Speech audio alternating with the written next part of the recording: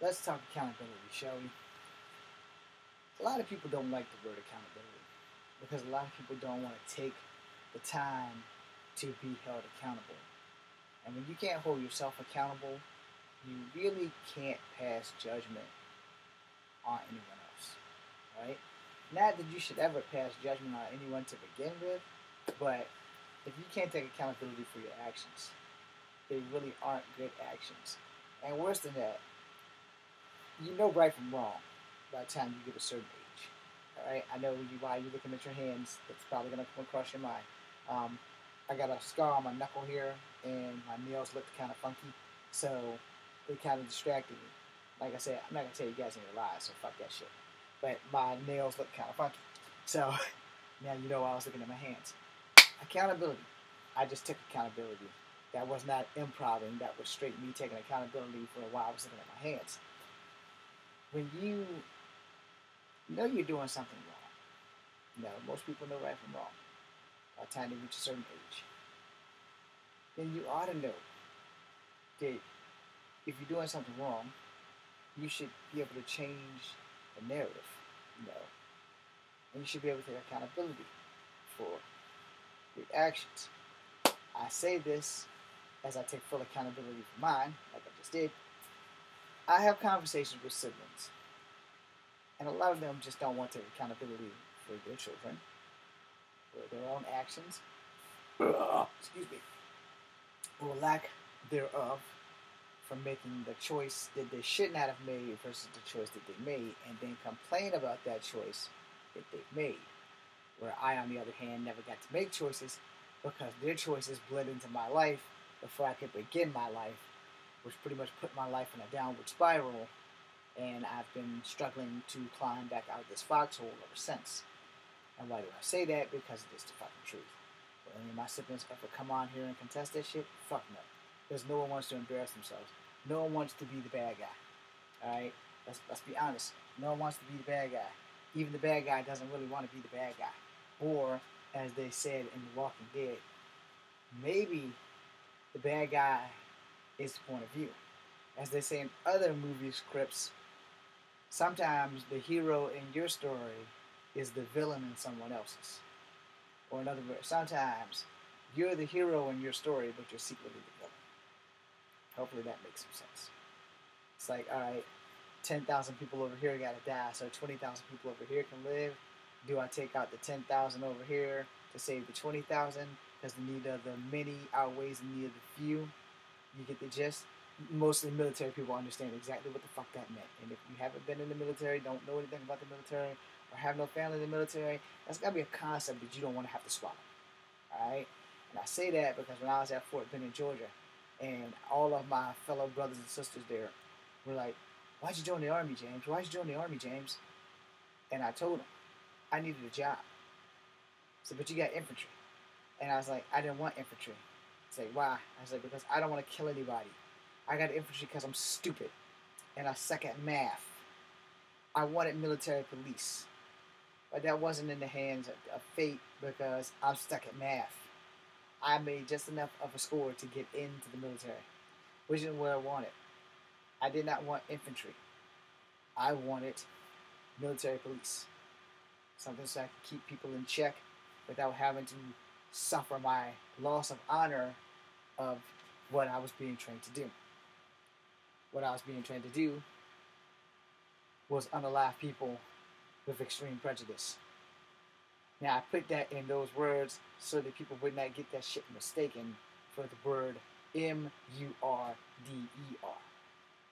As I said, sometimes the heroes in your story are the villains in someone else's story. I was infantry. I was trained to unalive people. I didn't want that shit. Didn't have a choice. That's what Uncle Sam accepted me as, trained me as, because I got the lowest possible entry score that you can get on an ASVAB test. And they made me take that shit 4 times because the first time I got a 33, which gets you in, which is what I prayed for. I just wanted to get in. I didn't understand the dichotomy of that prayer before I made that prayer. Every night I prayed. When I took that test, every night I prayed until they called me. And I prayed and said, God, I just want to get in. I don't really give a fuck what I do. I just want to get in. I never worded that prayer correctly. I word all my prayers correctly now. But I worded the prayer. I just want to get in. I don't give a fuck what I have to do. I just want to get in. I've been trying to get into the military since I was 19 years old, and I failed every fucking time. I finally got in at 37. And there was nothing stopping me until the leg thing happened and my inability to shoot. I got an honorable discharge. Never got to get deployed, never got to get the full ride and all kinds of shit. Everything went wrong. The Army fucked me up. And they had to help pay for somewhat of my education, which they just started paying. So there's that. But I worded my prayers wrong. When I got down to Sand Hill and I went down range and they told me so much stuff that I would be doing out in the field when I get deployed, that I have one job. No other job matters. Is it anybody that's not in a uniform that matches mine catches a bullet and you double tap them? I thank the Lord for my training. I don't thank the Lord for learning that I have to unalive children. Because when we had the chat, it's like, look, we're going to teach y'all how to clear a room. And sometimes the enemies use children. If you see a child with an RPG, you are not to ask questions. You are to lay his ass down. And I damn near freaked out because I have nieces and nephews. And they was telling me the kids are boys and girls. They don't give a fuck. They send the kids in and you got to take them out. Had to do some really hard thinking on that shit. But that was my job. So I take accountability for that. I never got to kill anybody, thank God. But just living with that thought of these people have taught me that I gotta shoot children.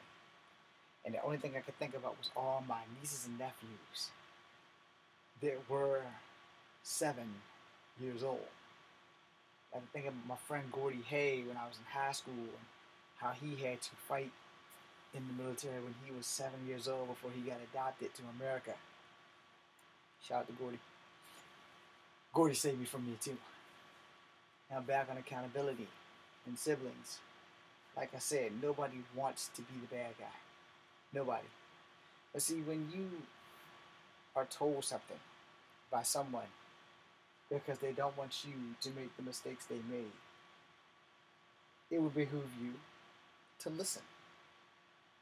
If someone is telling you the same shit 25 fucking times, every time they see you, and you choose not to do the appropriate action, so you choose not to make the time or take the time to make the time. But then you turn back around and ask them for something that you had months to go get, months to deal with, but you just chose not to do it. You have the means, you have the money, but you choose to go the opposite route where you live on the fuck you, I do what I want. You are not taking accountability. And you need to.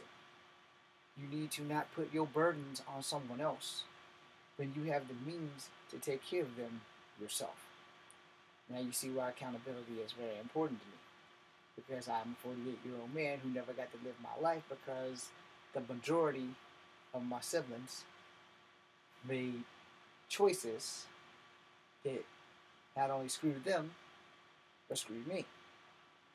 And when I talk to them about these choices, they choose to hear me, but not listen to a word I say because every time I open my mouth, I'm trying to start an argument.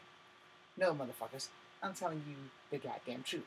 And you need to grow the fuck up and take accountability for your responsibilities, or lack thereof. It was either today or yesterday I had a conversation with my sibling.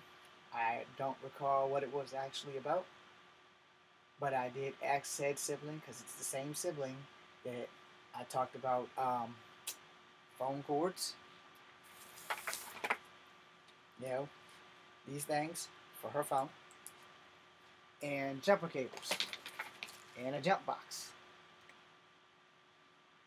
And last year, because it's almost the summertime where this shit happened at. She told me she was going to get them cables. She was going to get that jump box. She ain't got that shit yet. And it'll be a year since we had that conversation. 5 months since we had the conversation on the phone cord.